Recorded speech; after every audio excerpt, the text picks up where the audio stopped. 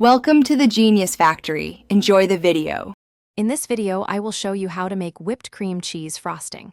First, let's gather our simple ingredients. You'll need 1/8-ounce block of full-fat cream cheese, softened to room temperature.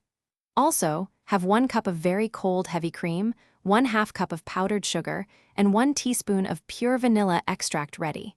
Using high-quality ingredients makes a big difference in the final taste and texture of your frosting. Now, let's whip the heavy cream. Pour your 1 cup of very cold heavy cream into a chilled mixing bowl. Using an electric mixer, start on medium speed and gradually increase to medium-high.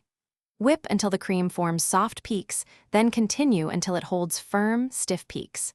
This usually takes about 3 to 5 minutes. Remember, don't overwhip or it might separate.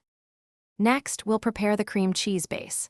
In a separate, large bowl, beat your softened 8-ounce block of cream cheese until it's smooth and creamy. Then, add the 1/2 cup of powdered sugar and 1 teaspoon of vanilla extract.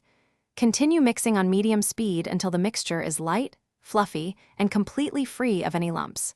Make sure to scrape down the sides of the bowl. Finally, it's time to combine everything.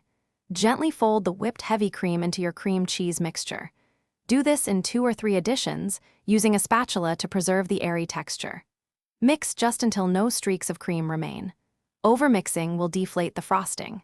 Your light, fluffy, and delicious whipped cream cheese frosting is now ready to spread on your favorite cakes or cupcakes. Thanks for watching. If you found this helpful, don't forget to like and subscribe.